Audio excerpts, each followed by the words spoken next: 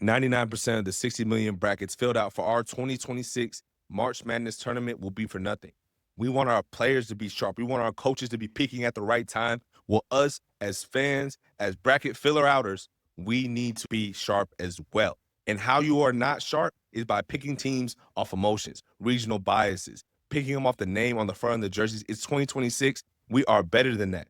In this video, I am breaking down the 6 sharp edges that you can find in this market, in this bracket, so you can win your bracket, $100 pot, $1,000 pot, whatever it is. You can take home some bread in March, all because of these undervalued statistics. Welcome to the channel. Welcome to the program. It is Trenton Gibson. I am a former college basketball player, current pro. I've played in these moments, and I understand what it takes. What are the potholes in the road for these teams to win a national championship, to advance? Now, let's get right into the video, man. We are going to the first topic, which is the basketball. Something very overlooked can change a team's season, can sink a #1 seed, and it's because the NCAA, once again, makes the mistake of opening up new basketballs. They use the Wilson Evolution NXTs, and by far the worst basketball, man, okay? It's too bouncy, it's too slick right out the package, and what does this do?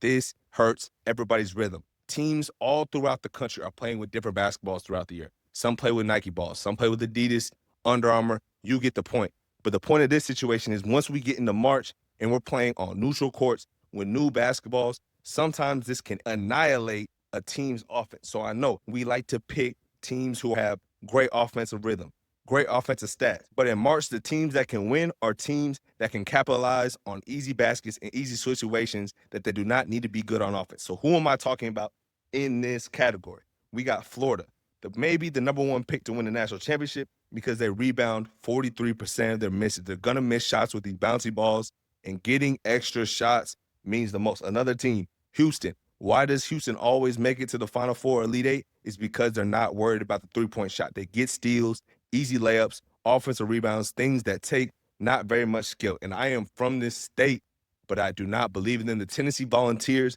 play such a dirty game of basketball, but it's very physical, very strong, and they get a lot of paint buckets, offensive rebounds. These are the 3 teams that you can look at. If you recall back in the day, Arkansas with Eric Musselman always making the Elite Eight because they played fast, they played physical, and they got offensive rebounds, which created easy baskets. So these basketballs are way overlooked, and this is what you need. If you're taking the under, take the under, but you have to understand these offensive teams can run into trouble. And this leads me into #2, geographical location, man.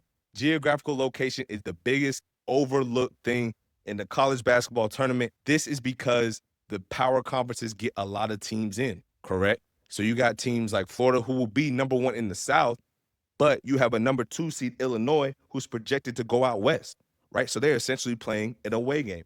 Another team, Bama, going west. Purdue going south at the 3 line.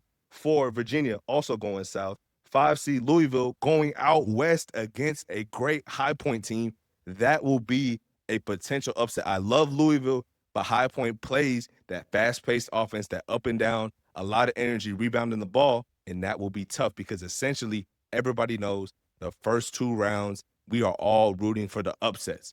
So as soon as one of these teams playing a glorified road game is getting down, the other team has momentum, it is a clear opportunity for an upset. So you need to get that in your bracket. Understand logistics, understand location, and this will help you gain another edge, man. We're going to #3, physicality. Physicality is what is needed in March. How do we get physicality? How can we almost guarantee a team will have physicality? In this age, the one and done is over. Okay, we're not worried about the one and done. It's the super senior era. 25-year-olds, 26-year-olds are dominating basketball. Look back to Baylor back in the day. So 3 teams that are super old, that can bring physicality, that can advance in the bracket that you might be overlooking. I like Nebraska, man. They have 7 seniors, guys who play defense, guys who've been around in every situation, conference tournaments, NCAA tournaments. These guys know the ropes. They won't be scared when the game gets tough. Another team, Louisville. I know they said they were on upset watch, but they have 8 seniors. 8 seniors, good transfers, good talent. If Michael Brown can be surrounded by these guys, they can finally get clicking. They are a top 20 team defensively and offensively. Currently, they can actually make something happen if they escape the first upsets. through the physicality. And lastly, Michigan falls into this category. We got Elliot Cadeau, Jackson Lindenberg. We got Big Mar. These guys are old. They're vets, and they understand the game. They've been there on these big stages all year. And once again, that's why Michigan's the #1 seed. So we have to understand we cannot be blinded by the talent. We have to see in these one-game tournaments, March Madness, one shining moment, these older teams led by seniors actually get it done. And now we're going to move to #4. It might be an overrated topic. People say that this doesn't matter anymore in this era. We have the NBA. This is the same in college, but continuity. I believe in continuity. I will always believe in continuity. Who is getting the shot late game? What play are we running? Are we going to trust each other on switches? These are the things that matter the most when it comes to March. And two teams that have shown this all year is Miami, Ohio, and also Purdue. I will get to Purdue, but Miami of Ohio, late game buzzer beaters, late game heroics, late game stops to have the perfect regular season. How does this happen? It happens strictly because of continuity. They are top 10 in continuity, which means bringing players back from last year to this year, and that's why they are paying dividends. They will make the tournament, and although I do not believe in this Miami of Ohio team, they can make some noise. They can get that first-round win. If they get a good enough seed, because these guys trust each other, they might get a team that's on the rocks that doesn't deserve necessarily to be in, and Miami of Ohio can make something happen. Now, let's talk about Purdue. Purdue, in my opinion, is on super upset watch, but one reason they are not is because of Braden Smith and the big man, Kaufman-Wren. Kaufman-Wren, Braden Smith have a solid short roll, pick and roll. We know this is going to happen.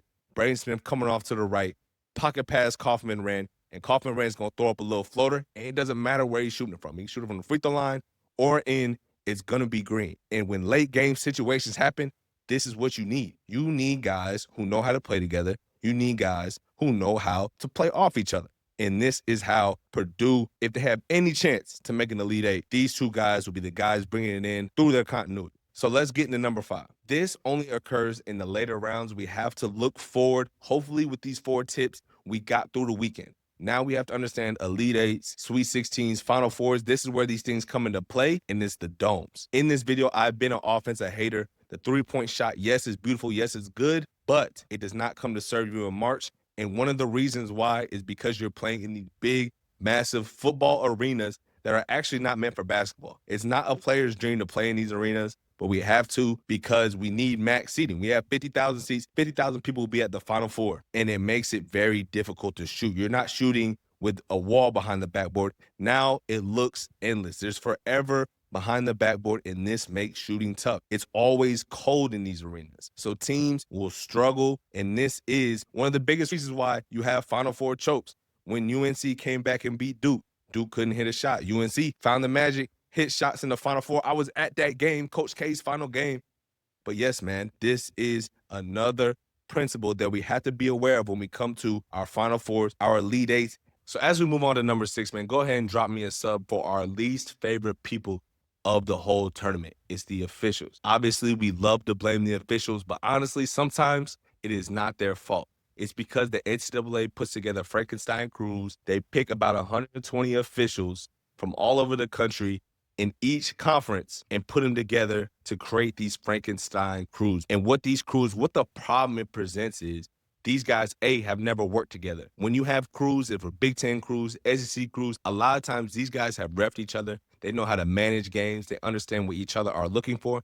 And when you bring these officials in who have never worked together, let's say you have an SEC official, a WAC official, and an ACC official refereeing a Michigan game. These guys are not familiar with how the Big Ten plays. The Big Ten players, the Michigan players, are not ready to adjust to what these officials are calling. So everybody on the court is seeing the game differently, and sometimes this can lead to early foul trouble. This can lead to players that are used to getting away with certain bumps, checks going throughout the paint. We don't get those anymore because the officials are calling these fouls. And these officials are going to be tight because the officials, just like the players, want to advance in the tournament. The NCAA is grading each of these officials for their calls, for their accuracy, and if they're good, they continue to move on, make more money. So the officials are really invested, but they want to be tight as well. So take that for what you will. We covered location, officials, new basketballs, physicality, old age, continuity.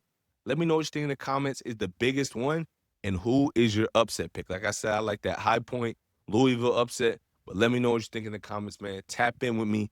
and I'm gonna catch you on the next one.